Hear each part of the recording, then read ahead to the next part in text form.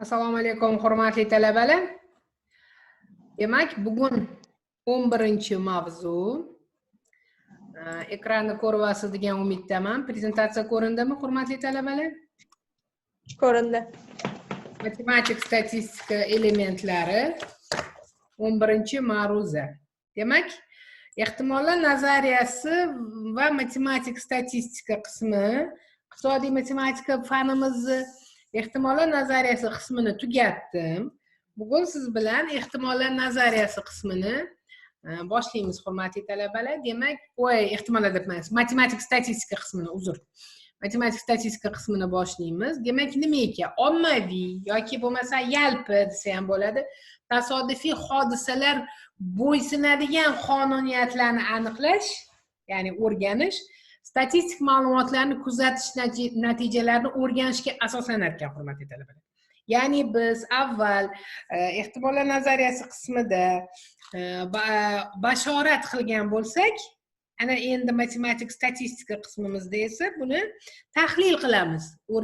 Kuzatilgan barcha tasodifiy o'sha hodisalarni o'rganib, mana tayyor hodisalarni, demak biz demak endi analiz, ya'ni tahlil qilish qismiga o'tamiz. Matematik statistikani ikkita vazifasi bor ekan. Demak, birinchisi statistik ma'lumotlarni to'plash asosan, va agar shu ma'lumotlar ko'p bo'lsa, ularni gruppalab chiqish va gruppalash usullarini ko'rsatishdan iborat ekan. Ikkinchi vazifasi statistikani, matematik statistikani, statistik ma'lumot, mana to'plangan birinchi vazifadagi ma'lumotlarni tahlil qilish ekan. Va shu tahlil qilish metodlarini, ya'ni usullarini tadqiqot masalalariga, demak o'sha amaliyotdagi masalalarga, demak nima qilish, nima deydi, ularni nima qo'llashdan iborat ekan ikkinchi masalasi. Endi demak matematik statistikani vazifasi ilmiy va nazariy xulosalarni hosil qilib, ularni maqsadida, demak ularni asosida statistik ma'lumotlarni to'plash va ishlab chiqish metodlarini yaratishdan iborat ekan, ishlab chiqarishdagi qo'llanishidan iborat ekan asosiy masalasi statistikani. Endi ozgina tarixini eslataman, boshqa ilojim yo'q. Demak, matematik statistika ehtimollar nazariyasi bilan birga bir vaqtda yuzaga kelgan 17-asr va u bilan demak baravariga demak rivojlana boshlagan. Statistika keyingi eng katta demak qadam qo'yilgan asr bu 19-asr ikkinchi yarmi va 20-asr boshi bo'lib, eng katta demak statistikaga asosan demak asoslangan olimlar bu Chebyshev, Markov, Rossiya olimlari, Lyapunov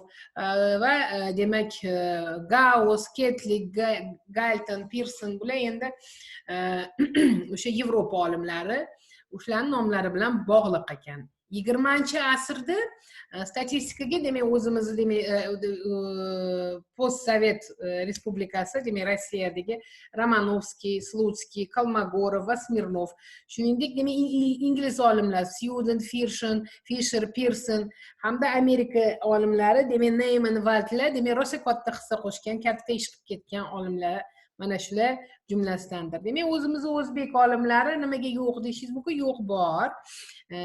Bularda demak Sarimsoqov, akademik Sarimsoqov va uni bir guruh o'quvchilari mana shu matematik statistika va ehtimollar nazariyasi va uni demak hayotiy masalalarga tatbiqi, genetika masalalariga tatbiqi bilan shug'ullanishgan. Bu demak 20-asr 80-yillariga to'g'ri keladi. Endi Romanovskiy sal oldinroq endi, конечно. Endi nima ekan, keyin bugun demak matematik statistikaning asosiy demak bosh tushunchalari bilan to'xtalamiz. Boshqa ilojim yo'q. Demak, bugun bo'lay nima deydi, nazariy xarakterga ega ma'ruzamiz. Hozir siz bilan bosh va tanlanma to'plam tushunchasini kiritamiz. Nima ekan? Demak, bir jinsli obyektlar to'plamini bu obyektlarni xarakterlovchi biror bir sifati yoki soniga qarab o'rganish talab qilinsin. demak mana obyektlar to'plami berilgan, ularni nima deydi, tarkibiga yoki sifatiga yoki son jihatdan o'rganish talab qilinishi kerak, talab qilinsin. Masalan, demak biror bir detallar partiyasi bo'lsa, u holda detallarning sifat belgisi, demak esingizda bo'lsa standart yoki bo'lsa mana yaroqli yoki yaroqsizligiga qarab, demak o'rganish talab qilinsin. Ba'zi vaqtda demak yalpi, ya'ni ommaviy tekshirish o'rganiladi. Bunda obyektlarni har birini bitta demak o'rganilayotgan, demak yalpi katta qilib o'rganish, demak ommaviy o'rganish har doim ham qo'l kelmaydi, hurmatli talabalar. Chunki ko'pincha demak to'plamingiz o'sha katta bo'lsa, juda ham cheksiz katta obyektlarni tashkil topgan bo'lsa, u holda undan bir to'plamni ajratib olib, ichidagi to'plamni ajratib olib o'rgangan maqsadga muvofiq. Endi demak biz shunga muvofiq tanlanma to'plam tushunchasini kiritamiz. Yoki oddiy qilib to'plam so'zini kiritmaymiz, faqat tanlanma deymiz. Bu tasodifiy ravishda tanlab olingan obyektlar to'plami tanlanma deyilar ekan. Yana bir marta qaytaraman. Tanlanma to'plam yoki tanlanma deb tasodifiy ravishda tanlab olingan obyektlar to'plamiga aytilar ekan. Bosh to'plam nima ekan? Bosh to'plam bu tanlanma ajratib olinadigan obyektlar to'plami. Ya'ni asosiy to'plamingiz bosh to'plam ekan, tanlanma to'plamingiz mana shu bosh to'plamdan ajratib ixtiyoriy ravishda, tasodifiy ravishda tanlab olingan tanlanma to'plam ekan. Endi masalan, to'plam hajmi deb, to'plam hajmi deb, demak mana shu to'plamdagi obyektlar soniga aytilar ekan. Masalan, 1000 ta detal tekshirish uchun qo'yilgan bo'lsa, 1000 ta detal bor. Shuni hammasini 1000 tani tekshirmaslik uchun, demak biror bir xarakteriga qarab, demak sifatimi, nimasiga qarab guruhlab, demak 100 ta detal ajratib olingan bo'lsa, u holda bosh to'plamingizning hajmi 1000 bo'lar ekan. Tanlanma to'plamingizning hajmi esa 100 ga teng bo'lar ekan. Tushunarli-a bolalar? Tushunasizlarmi? Bosh to'plamning ichiga kirib o'sha tanlangani tanlama to'plam ekan. Tanlama to'plam bo'ladi, ha. To'g'ri. Bosh to'plam bu tanlama to'plam ajratib olinadigan katta to'plamda, endi obyektlar to'plami. Tushundingiz-a? Endi endi qarang. Demak, takror va notakror tanlanmalar bor ekan. Keyin reprezentativ tanlanma tushunchasini ham kiritamiz. Demak, o'zi tanlanmani tuzganda ikki xil yo'l tutish mumkin ekan. Demak, qanaqa yo'llar? Demak, obyekt tanlanib, ular demak tanlandi, mana obyekt tanladik. Uni ustida kuzatish o'tkazilayotganda u bosh to'plamga yo qaytarilishi mumkin, yo qaytarilmasligi mumkin. Ya'ni siz tanlayotgan o'sha detalingizni oldingiz, tanladingiz, o'rgandingizda yana qaytarib solishingiz mumkin joyiga yoki qaytarmaslik mumkin ekan. Demak, mana shunga muvofiq, demak, tanlanmalaringiz ikki xil bo'lar ekan. Takror tanlanma va notakror tanlanma. Demak, takror tanlanma, endi hozir qarang, bosh to'plam emas, tanlanma to'plamni turini aniqlayapmiz. Demak, tanlanma to'plamingiz ikki xil bo'lar ekan. Takror tanlanma, ya'ni nima ekan bu?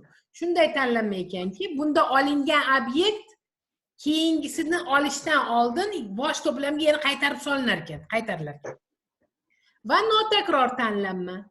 Bunda tanlangan obyekt yana bosh to'plamga qaytarilmaydigan tanlanmaga aytilar ekan. O'zi amaliyotda, hurmatli talabalar, demak, umuman olganda qaytarilmaydigan tasodifiy tanlanmalardan foydalaniladi asosan. Demak, endi xo'p, endi tanlanmadagi ma'lumotlar bo'yicha, demak, biz bosh to'plamni demak, o'zimizni qiziqtirayotgan belgisi haqida yetarli, demak, informatsiyaga ega bo'lishimiz kerak. Uni to'g'ri tasvirlashimiz uchun. Bu talab, demak, qisqacha qilib, demak, reprezentativ, ya'ni tasvirlay oladigan bo'lishi kerak. Demak, o'sha qaysi, demak, uni xususiyatiga qarab ajratayotganimizni bilishimiz kerak. Demak, bu tanlanma reprezentativ tanlanma bo'lishi kerak ekan. Yana o'tgan safar siz bilan, demak, katta sonlar qonuniga asosan, demak, o'tuvdik. Bu katta sonlar qonuniga asosan, demak, agar tanlash tasodifiy ravishda amalga oshiriladigan bo'lsa, ixtiyoriy tasodifiy. Tanlanma u holda reprezentativ bo'ladi.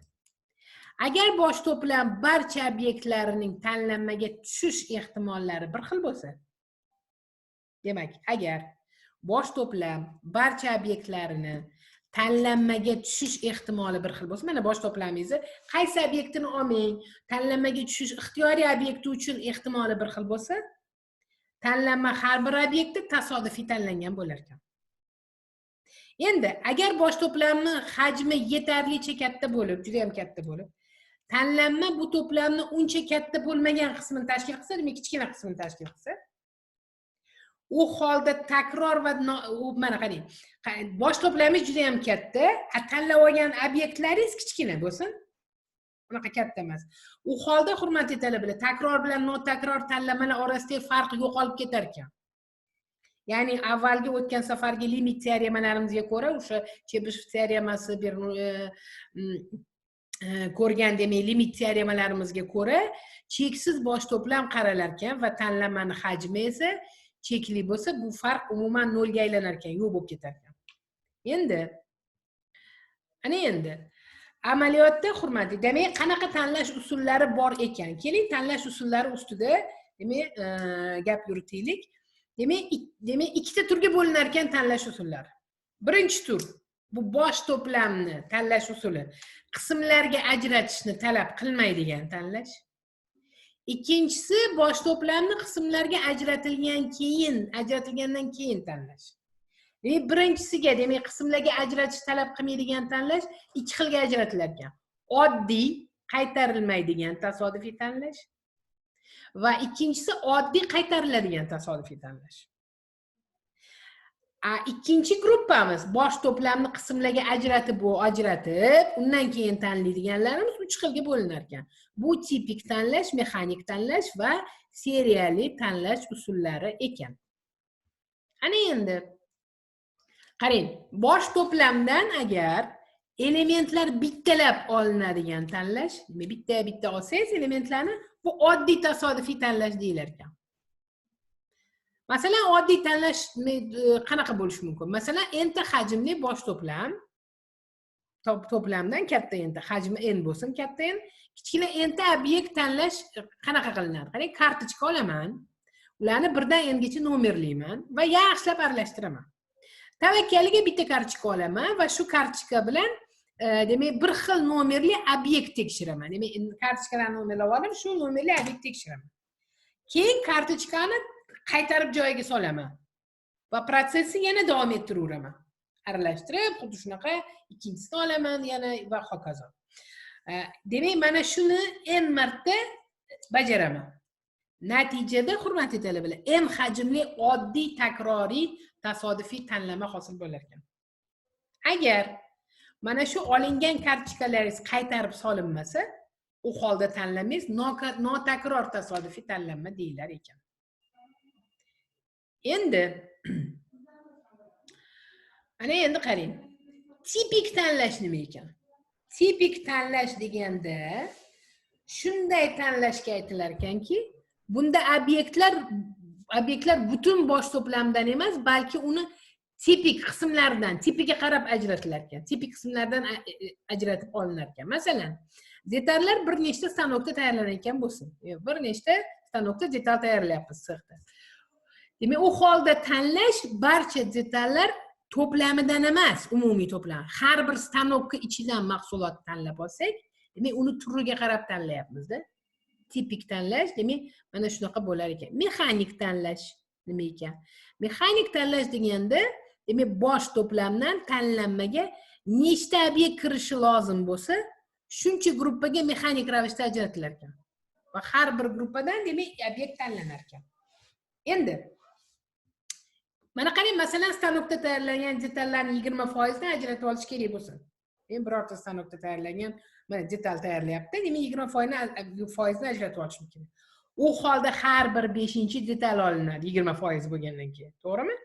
Demak, agar 5% detalni tanlab olish ham, agar sizga 20% emas, 5% detal tanlab oling desa, hurmatli talabalar, unda har bir 20-detalni olasiz. Va hokazo. Endi Endi mexanik tanlash ba'zi hollarda tanlanmani reprezentativligini ta'minlamasligi mumkin. Buni bilishimiz kerak. Keyin, ana endi seriyali tanlash. Seriyali tanlash nima ekan? Seriyali tanlash bunda obyektlar bosh to'plamdan bittalab emas, seriyalab olinar ekan. Va ular birdaniga tekshiriladi. Masalan, mana buyumlar katta gruppa stanoklar, ya'ni avtomatlar tomonidan tayyorlanayotgan bo'lsin. U holda faqat bir nechta stanokka buyumlari birdaniga tekshiriladi-da, bitta emas. Целый seriya qilib tekshiriladi. Mana shunaqa tanlashlar seriyali tanlash deyiladi. Qanaqa qilib tanlashingizni amalga oshirishingiz masalangizni xususiyatidan kelib chiqqan holda uni qo'llaysiz, hurmatli talabalar.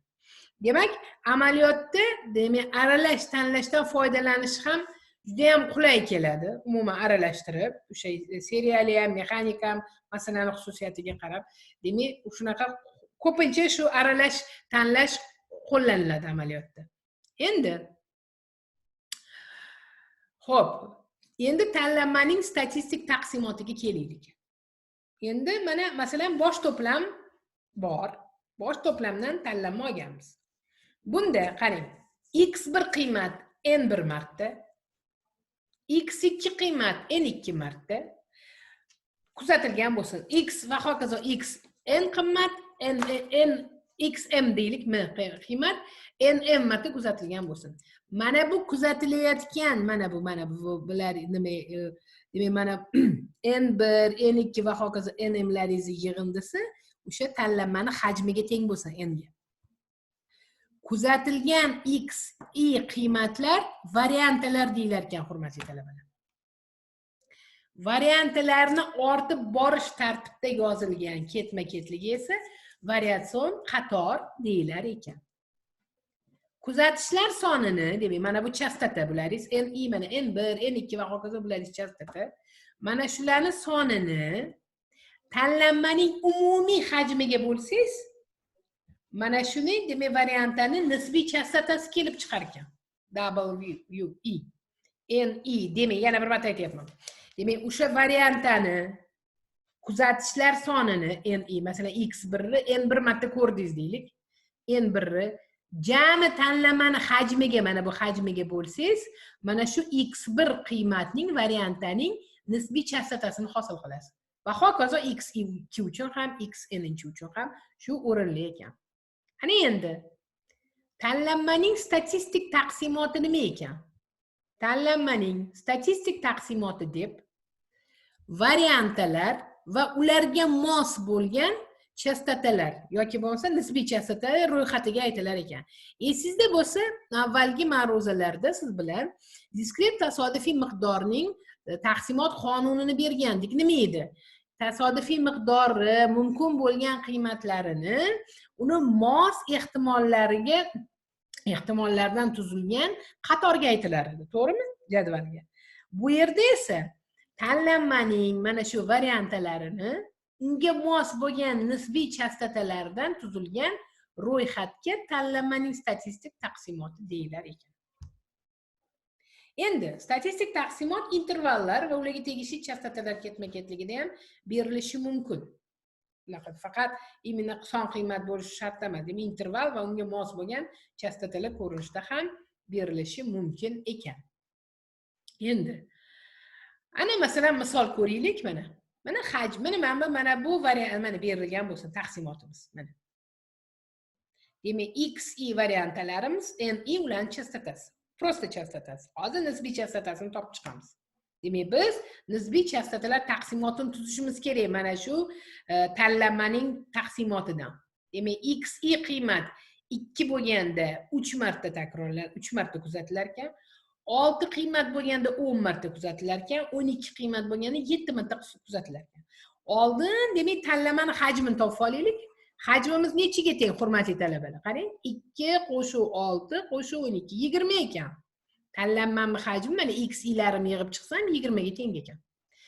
Ana endi har bir variantani nisbiy chastotasini topaman. Demak, birinchi variantani qarang, o'zini, demak, kuzatilayotgan chastotasi 3, uni 20 ga bo'lsam 0.15 bo'ladi.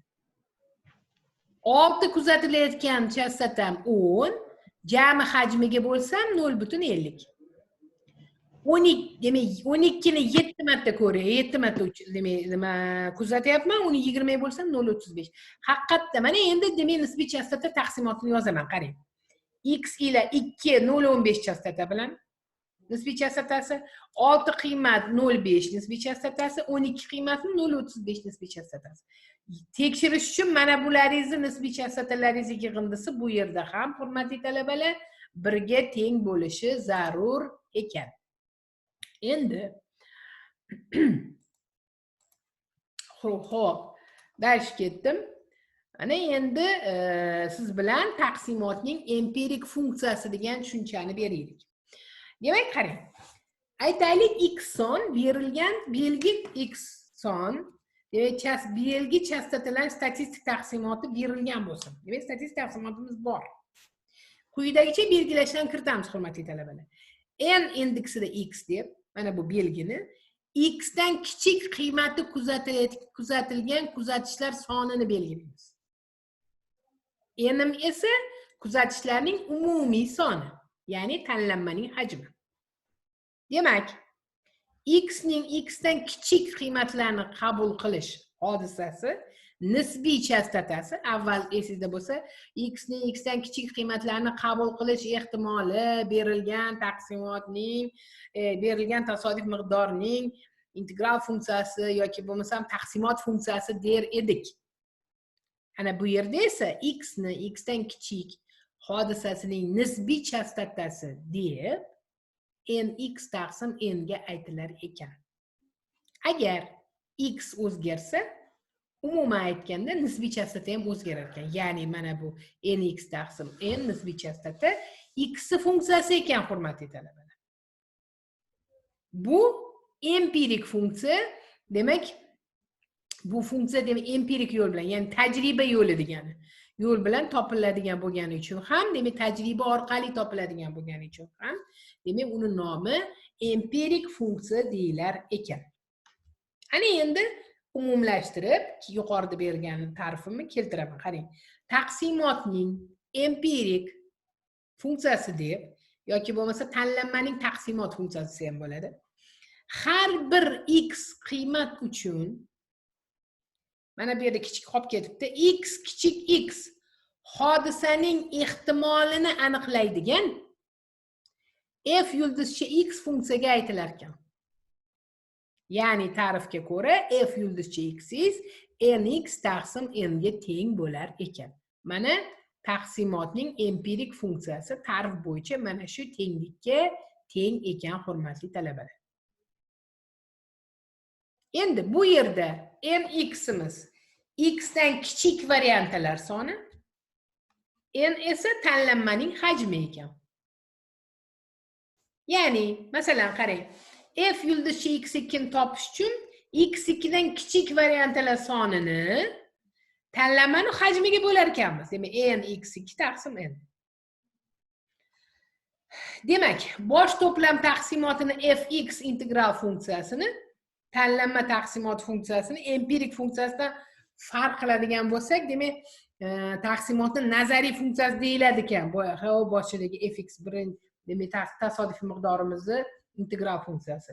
Empirik va nazariy funksiyalar orasidagi farq nimadan iborat ekan? Farq shundan iborat ekanki, nazariy funksiyamiz, sizdagi hozir aytgan, demak, tasodifiy miqdori fx funksiyasi x ning x dan kichik hodisasini ehtimolini beradi. Demak, bu prognoz beradi, ehtimolini beradi. F yulduzcha x esa empirik funksiya. Nima ekan bu ikkalov farqi? Demak, bu funksiyangiz hodisaning, mana shu hodisaning nisbiy chastotasini aniqlar ekan. Demak, ikkita funksiyani farqini bilib olishingiz kerak. Fx, demak, tasodifiy hodisaning, tasodifiy miqdorning, x dan kichik, demak, qiymatlarni qabul qilish ehtimolini aniqlaydi bu. F yulduzcha x esa x kichik x hodisaning nisbiy chastotasini aniqlar ekan. Demak, nima edi? Bernoulli teoremasi esingizda bo'lsa, x ni x dan kichik mana bu hodisani nisbiy chastotasi demak nima deydi teorem? Mana bu hodisaning nisbiy chastotasi, demak empirik funksiya, ya'ni shu hodisaning demak ehtimoliga yaqinlashadi deyiladi degani. Boshqacha aytganda, mana bu ikkita funksiyangiz f yulduz x va fxlaringiz, demak son va ular bir-biridan juda ham kam farq qiladi. Ya'ni ehtimol bilan nisbiy chastota son jihatdan bir-biriga juda ham yaqin bo'lar ekan. Demak, bosh to'plam taqsimoti demak nazariy, ya'ni integral funksiyasi demak taqribiy tasvirlaganimizda tanlama taqsimotni empirik funksiyasidan unaqa foydalanish maqsadga muvofiqroq bo'ladi. Demak haligi aniq statistik ma'lumotlarga ko'ra tekshirishimiz maqsadga muvofiqroq bo'lar ekan bunda amaliyotda qo'llaganimizda. Endi demak qanaqa xossalari bor ekan empirik funksiyani? Birinchidan, empirik funksiyamiz nisbiy chastota ham xuddi esingizda bo'lsa 0 dan 1 gacha aniqlangani uchun, demak empirik funksiyangiz qiymati ham 0 bilan 1 kesmaga, 0 dan 1 gacha kesmaga tegishli ekan. Mana shu kesmaning ichida ekan. Bu birinchisi. Ikkinchisi, empirik funksiyangiz kamaymaydigan funksiya ekan. Uchinchisi, agar x1 varianti eng kichik varianti bo'lsa, u holda x kichik yoki teng x1 da empirik funksiyangiz 0 ekan. Agar xk variantingiz eng katta yuqori varianti bo'lsa, x'ingizni xk dan katta qiymatlarni qabul qilish demak nisbiy chastotasi, unda empirik funksiyangiz 1 ga teng bo'lar ekan. Demak 1 dan oshib ketmas ekan. Demak, nimaga kerak ekan empirik funksiya? Empirik tanlanma taqsimotining empirik funksiyasi, hurmatli talabalar, bosh to'plam taqsimotining nazariy funksiyasini baholash uchun kerak ekan. Asosiy maqsadi shundan iborat ekan. Ana endi bitta misol ko'raylik. Demak, mana bu tanlanmamiz berilgan bo'lsa, mana variantalarimiz, mana chastotalarimiz. Keling empirik funksiyasini tuzamiz. Demak, birinchidan tanlanmani hajmini topib olaman. 12 plus 18, mana. Plus 30, 60 ekan. Mana men qo'shib chiqdim hajmini. Eng kichik variant ham 2.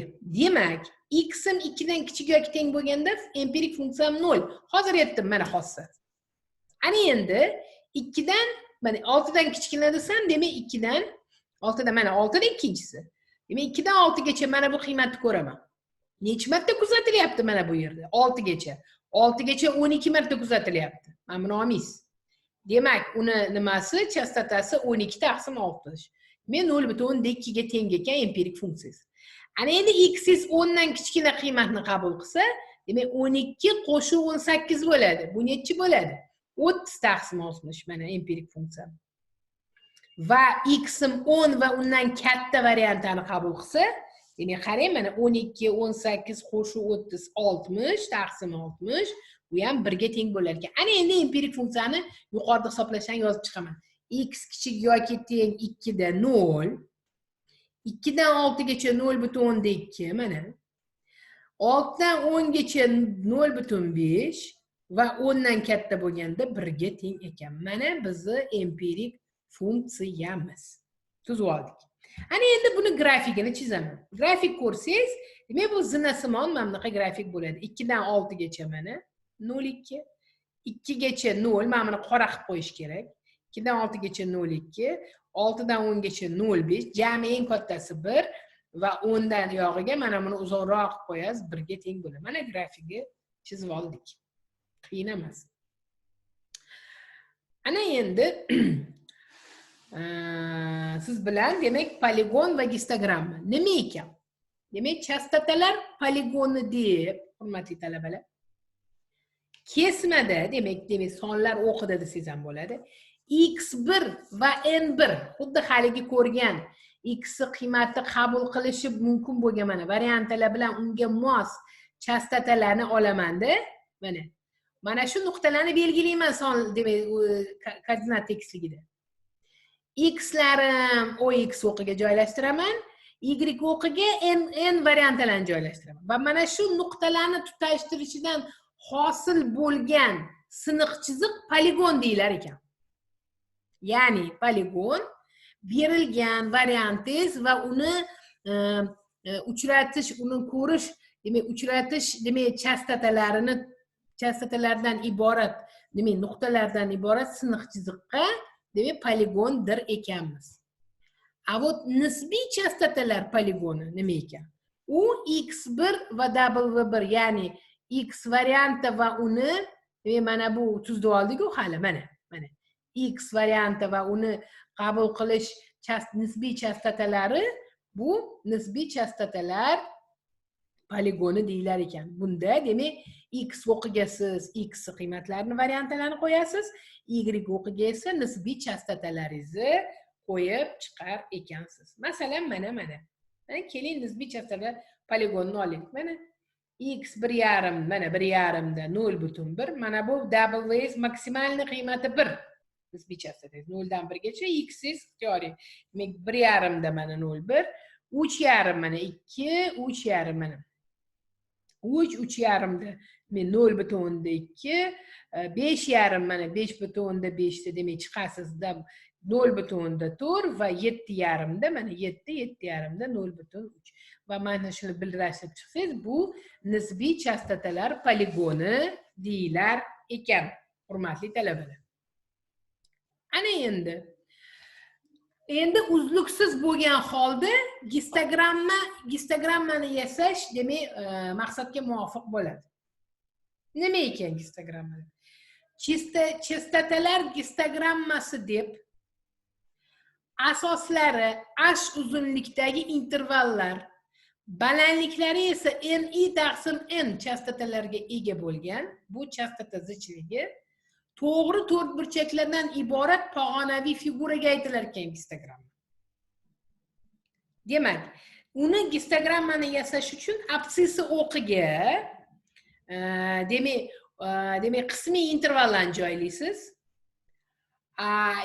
Ordinat o'qiga esa ni taqsim n, demak mana bu demak nisbiy chastotalarni qo'yib chiqasiz, chastotalar zichligini.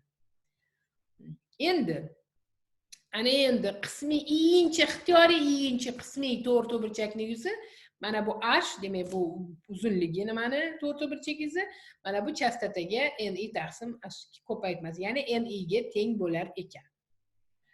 Chastotalar gistogrammasini yuzini olib chiqsak, har bitta mana shu to'rtburchaklar chastotalar yig'indisi, ya'ni hajm, demak o'sha haligi tanlamani hajmi kelib chiqishi kerak. Agar tanlamani hajmi kelmasa, demak siz uni noto'g'ri hisoblagan bo'lasiz. Mana masalan, bitta misol tashab beraman. Mana bu jadvalni oldik. Mana shu jadvalga mos bo'lgan chastotalar, demak gistogrammalar, mana gistogramma mana bu chizmada ekan. Qiyin emas, mana oralig'i mana 5 dan 10 gacha to'g'ri, mana bu 0,8, mana 0,8. 10 dan 15 gacha 1,2, 10 15 mana 1,2 ga chiqdim. Va hokazo. Qiyin emas, ko'rib, demak zichlikni hisoblab olib topish mumkin ekan. Endi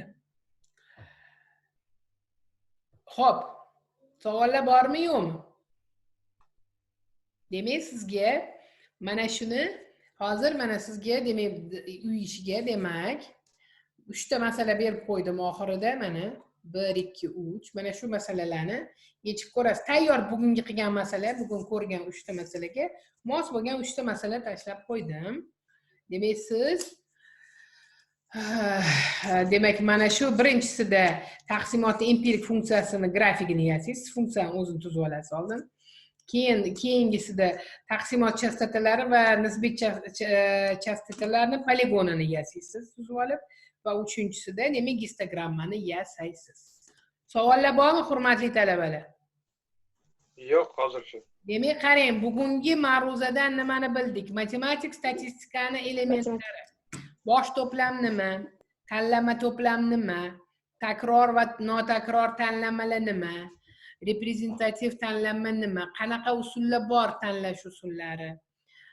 Va demak tanlamaning statistik taqsimoti nima? Ko'p narsa berdim. Empirik funksiya va poligon va gistogramma va ularni sonlar o'qida tasvirlash. Mana shu narsalarni bugungi ma'ruzadan bilishingiz kerak ekan, hurmatli talabalar. Savollar bo'lmasa, demak bugun siz bilan demak, в принципе siz bilan ehtimollar nazariyasini va matematik statistika juda ham keng statistika sizga kerak emas buxgalterlarga. Sizga kerak bo'ladigan demak, fanimiz ikkinchi qismi chiziqli dasturlash qismi, ana o'shani o'taman keyingi safar. Demak, shu bilan men siz bilan matematik demak, ehtimollar nazariyasi va matematik statistika qismini tugatdim, hurmatli talabalar. Agar mana shu joyda savollaringiz bo'lsa, eshitaman. Savollar bo'lmasa, demak, men в принципе bugun tugatdim. Qarang, familiyalarni bitta aytib oling. Abdullayeva, Xudoyberdiyev, Rustamova, Dadaboyev, Muhammadjonova, Akbarov. Kim bor yana? Berdiyev bor, domla Berdiyev. Berdiyev yana? Jahonov bor, Jahonov. Jahonov yana? Jo'rayev ham bor ekan. Jo'rayev yana? Rahimov va Dilnoza. Rahimova yana? Baxtiyorov Suhrob. Baxtiyorov. 11 kishi bor-da. Baxtiyorov. Tushunarli. Savollar yo'qmi, hurmatli talabalar menga? Yo'q. Yo'q, domla savollar. Savollar bo'lmasa, men tugatdim. Demak, ma'ruzani tashab qo'yaman, silkasini, bugungi prezentatsiyani ham. Masalalarni yechinglar, xayr bo'lmasa. Hop, rahmat domla.